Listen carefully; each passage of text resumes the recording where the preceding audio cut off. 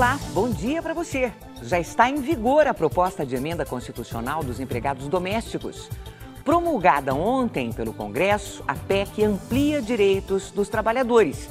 Mas nem todas as mudanças entram em vigor imediatamente. O Pronto Atendimento de hoje vai falar sobre direitos trabalhistas e previdência social.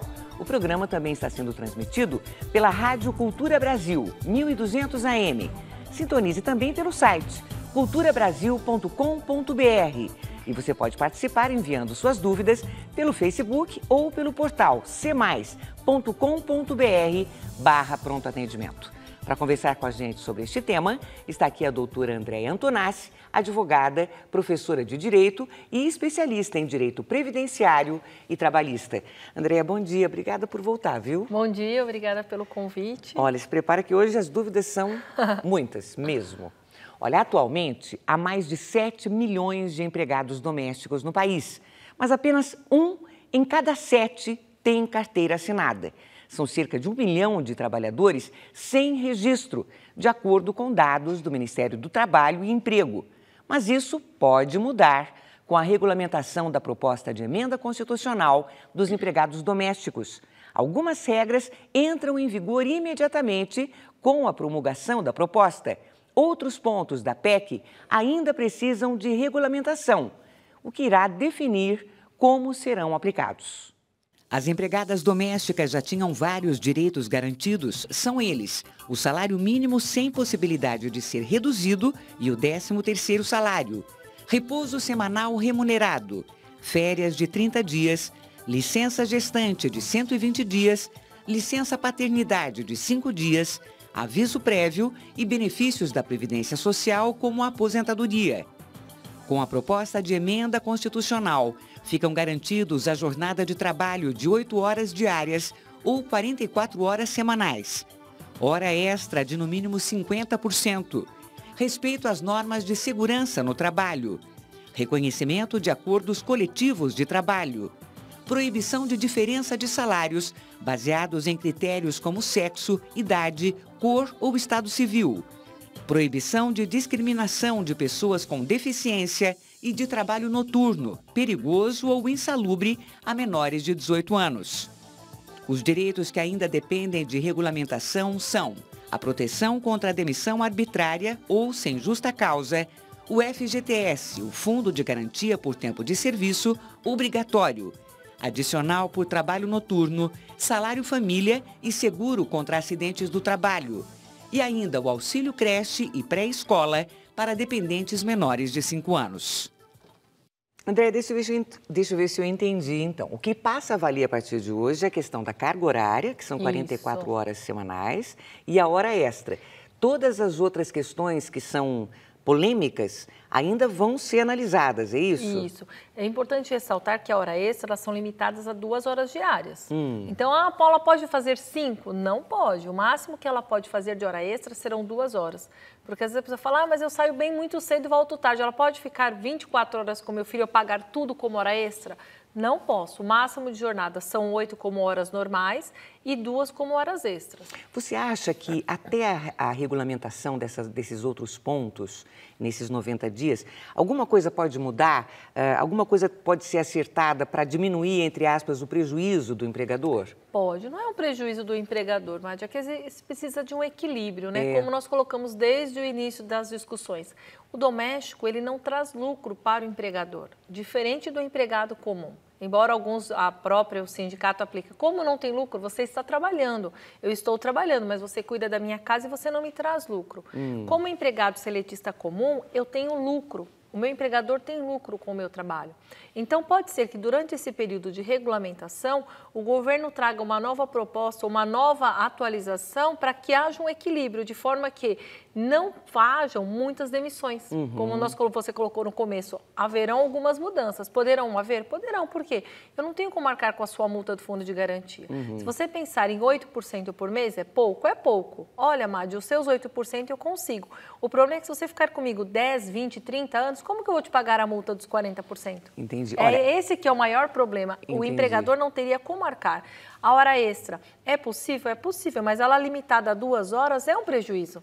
Vamos colocar como exemplo que eu estava brincando, eu vim para cá hoje e saí de casa às 6 horas da manhã. Então, daqui eu vou para o escritório, do escritório eu vou para a faculdade, dou aula, chego em casa às 11 horas da noite. Se eu tivesse um filho, com quem ficaria o meu filho? Imagine que eu não tivesse marido, a minha mãe não mora em São Paulo, somos eu e meu filho. A minha doméstica, ela é a minha pessoa de confiança. Então, ela ficaria com o meu filho das 6 da manhã às 23 horas. Hoje é permitido? Não. Por quê? Porque eu estaria fraudando a legislação e diretamente, porque são 8 horas diárias com 2 de extra. Ainda que eu conceda 2 horas de intervalo, porque ela vai ter uma jornada de 8, é o mínimo 1 hora e 2 de intervalo, eu não teria essa possibilidade. Por quê? Porque ela teria uma jornada muito excedente ao permitido por lei. Eu usei, entre aspas, prejuízo, porque esse é o argumento de muita gente que foi contrária a essa PEC, né? De qualquer maneira, o trabalho noturno também ainda não foi regulamentado, não se sabe como vai ser, não é isso? A princípio, ele vai seguir a mesma regra da CLT, do empregado seletista, ou seja, das 22 às 5, acrescido de 20%.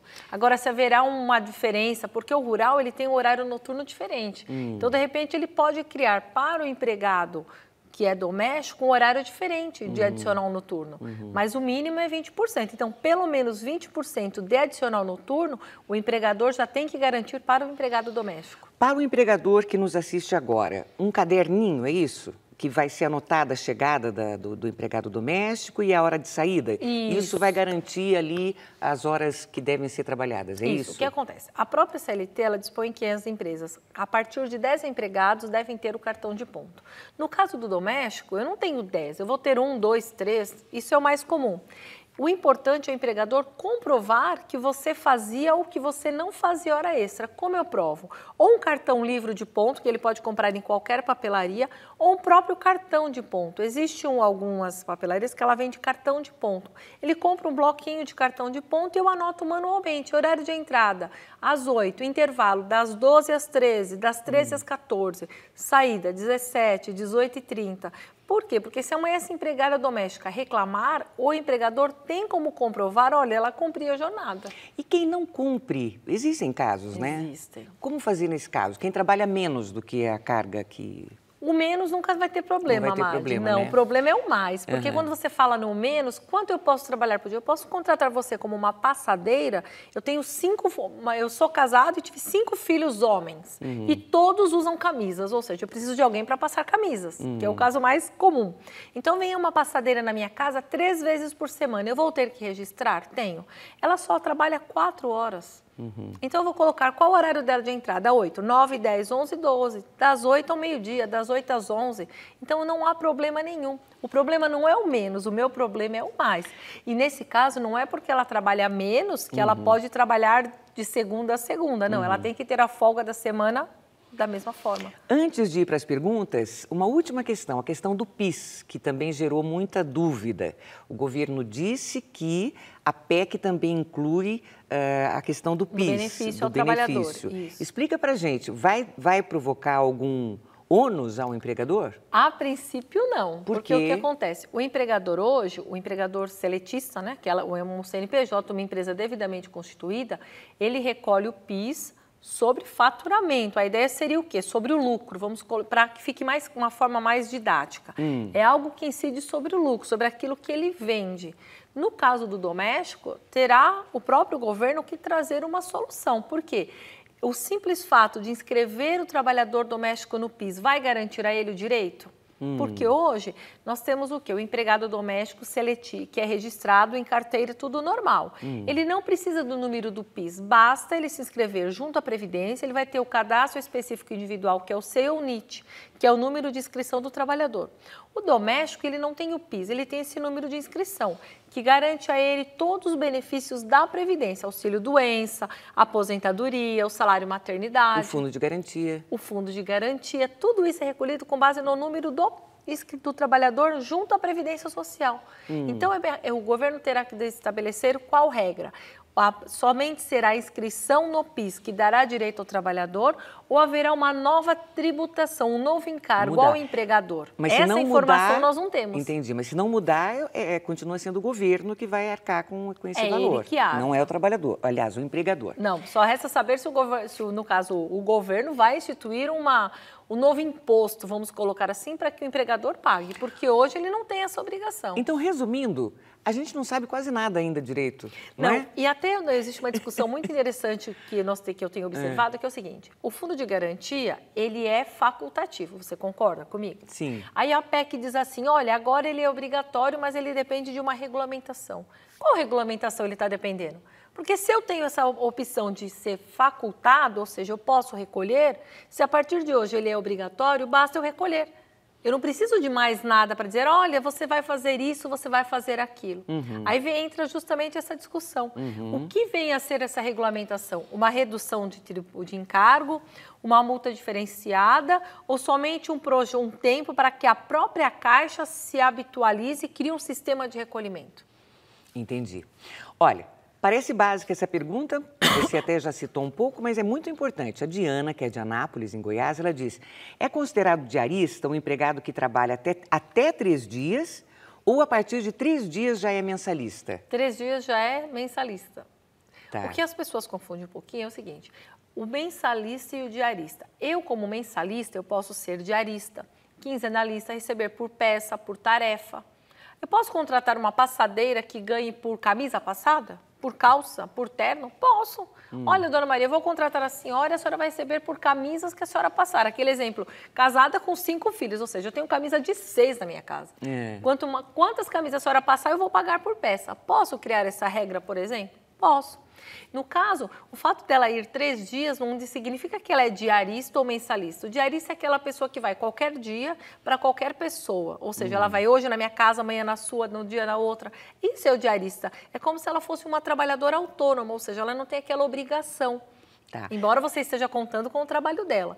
Já 3 dias por semana, ela é mensalista. Configura já, quer dizer... Configura não o mensalista, ela configura o vínculo de emprego. Exatamente, ela pode depois requerer isso. Pode, né? ela ganha. Hoje ela ganha, porque principalmente 3 dias eu preciso de você, segunda, quarta e sexta.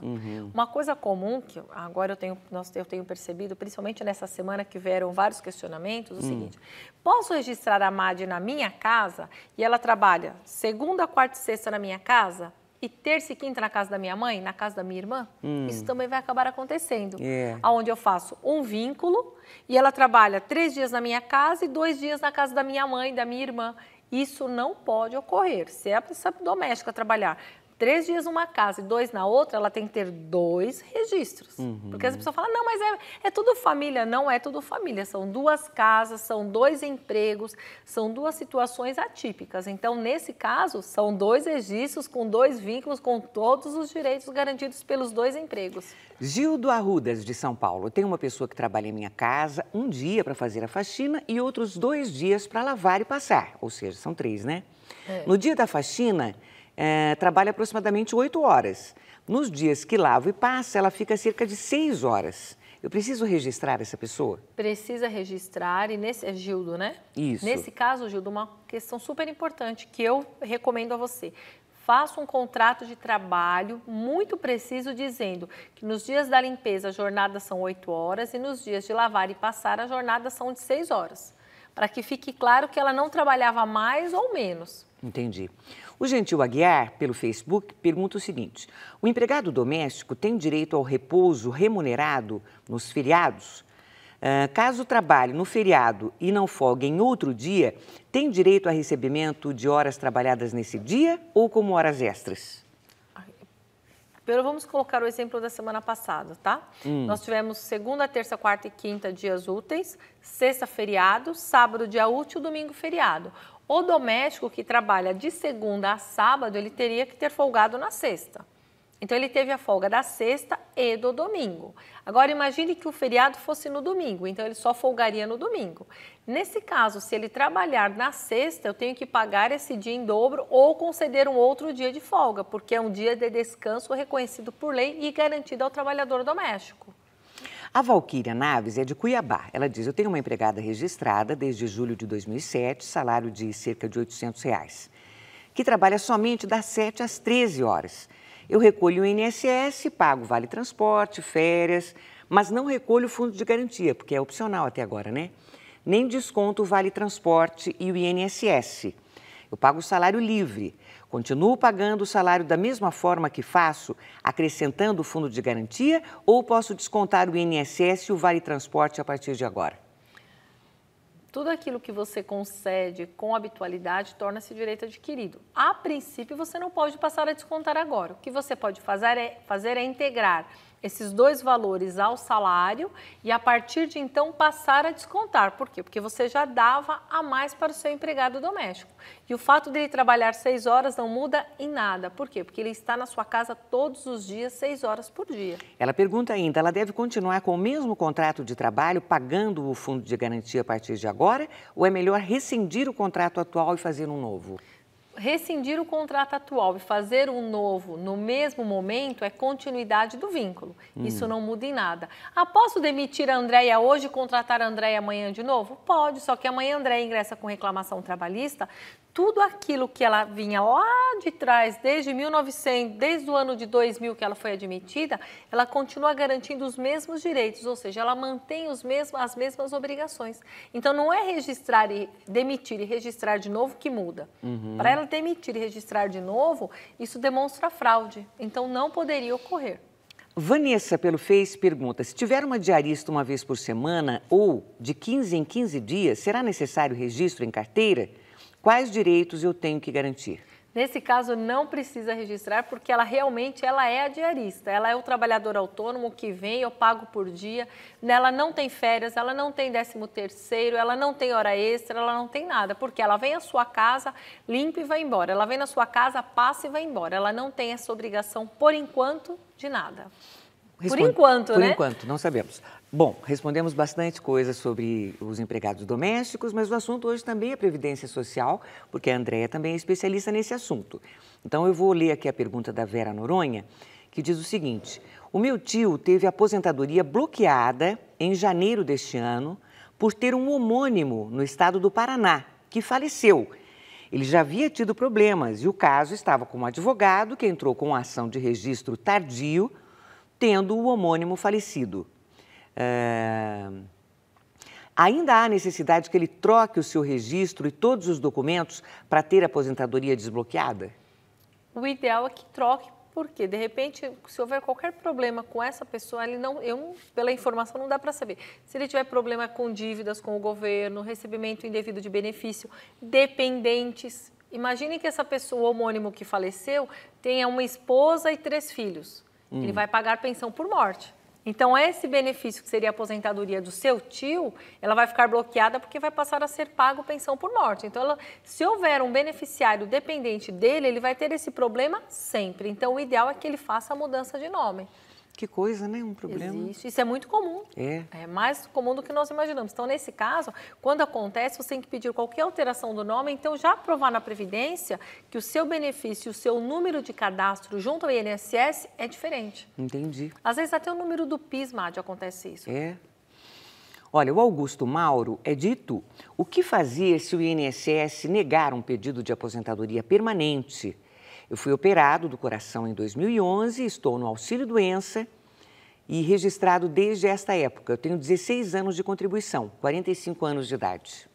Nesse caso, só quem pode conceder aposentadoria, no caso por invalidez, é a Previdência. Se você entender que a Previdência está sendo muito rígida ou que você não tem condição de retornar, você vai ter que entrar com uma ação contra a Previdência, pedindo, inclusive, que você passe num perito que seja da área do coração, ou seja, num cardiologista, um especialista. Agora, se não for por meio da justiça, enquanto a Previdência não entender que você está totalmente incapaz, ela tem esse direito de não conceder a aposentadoria por invalidez. Olha, eu separei essa pergunta aqui do Hélio Pena para mostrar como existe pouca informação, como as pessoas precisam de ajuda mesmo, porque eu li aqui e eu não consegui entender nada, eu quero pedir sua ajuda. O Hélio Pena diz o seguinte, eu passei por perícia judicial e estou acompanhando via internet. E os 2 últimos resultados foram os seguintes. como está descrito no processo. Dia 1º de março, autos com conclusão, juiz para sentença, disponibilização de ponto eletrônico de despacho, decisão. Dá uma olhada. Vê se você consegue identificar o que é isso aqui. Hélio, primeiro, procure o seu advogado, porque às vezes você lê uma informação lá na disponibilização e você não consegue compreender, que é o seu caso. Nessa primeira informação, olha só, autos com significa conclusos.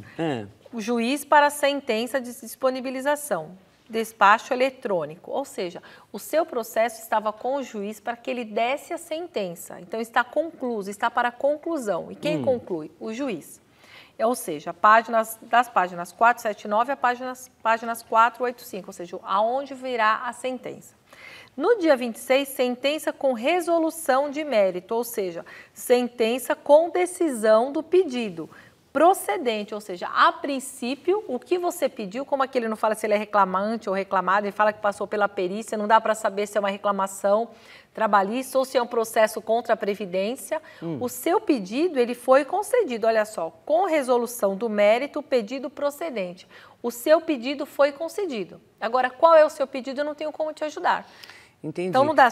Como ele coloca, eu passei por perícia, pode ser que ele esteja pedindo algum benefício de auxílio-doença, ou ele tenha ingressado com reclamação trabalhista e essa reclamação ele alegou que adquiriu uma doença do trabalho, ou que ele estava exposto à insalubridade, à periculosidade. Entendi. Então, assim, o que ele pediu foi concedido. De qualquer maneira, isso é um texto que é difícil. Se você não tem ajuda de um advogado, não dá para entender, né? Não dá. E quem não tem dinheiro, hein, Andréia, para contratar um advogado, quem que pode procurar para ajudar? Nesse caso, o próprio sindicato, ele pode ajudar, ou, no caso, a procuradoria. Só que aí tem algumas regras para serem cumpridas, você tem que provar que você não tem condições. E o sindicato, ele ajuda muito. Verifique a qual sindicato você é afiliado, a quem você recolheu, que o sindicato também ajuda. Olha, perguntas aqui sobre empregados domésticos. O Sandro... Deixa eu só fazer uma Claro. Nesse caso do processo dele, se ele sabe a vara que corre, aonde está tendo todo esse processo dele, se ele buscar a vara depois das 11, no período da tarde, vá até onde o seu processo está correndo, tramitando, o trâmite normal, o próprio cartorário, ou seja, a própria pessoa do cartório, se ele levar o número do processo, ele dá essa orientação. Ele vai mostrar, olha, a sentença é essa. Entendi. Então, ele consegue ver o que o juiz decidiu, se é favorável ou não e qual é o pedido dele, né? Porque, nesse caso, não dá para a gente saber qual foi o pedido. Entendi. Olha, a gente vai para um rápido intervalo, então, daqui a pouquinho a gente volta com outras dúvidas sobre a ampliação dos direitos dos empregados domésticos. A gente volta já já. Nós estamos de volta com o Pronto Atendimento. O tema de hoje, Previdência Social e Direitos Trabalhistas. Quem está tirando suas dúvidas é a doutora Andréia Antonassi, advogada especialista em Direito Previdenciário e Trabalhista. Andréia, Edivete de Caraguatatuba diz o seguinte, nós temos uma diarista que trabalha da seguinte forma, 2 dias para minha sogra, 2 dias para mim e 2 dias para minha mãe, em casas diferentes. Neste caso, é necessário registrar? Nesse caso, como são 2 dias em cada casa, em casas distintas, não há obrigação do registro, pelo menos não por enquanto. Cecília, pelo portal C+, ela pergunta, no exemplo dado de uma empregada que trabalha 2 dias para uma pessoa da família e 3 dias para outra, gostaria de saber, por que a família, para quem ela trabalha apenas 2 vezes por semana, teria que registrá-la? Se ela trabalhasse 2 dias como diarista para outra pessoa qualquer, ela não seria registrada. Não, 2 dias não precisaria. O que eu disse naquele exemplo é o quê? Que as pessoas colocam a semana inteira, sendo que 3 dias ela está numa casa e 2 dias em outra casa. Quando eu trabalho 2 dias por semana, não existe hoje ainda obrigação de registro. Embora já tenhamos algumas decisões no judiciário que, quando 2 dias pré-determinados, aonde eu crio direitos e obrigações, ou seja, eu quero a Mariazinha na minha casa de terça e quinta às 8 da manhã.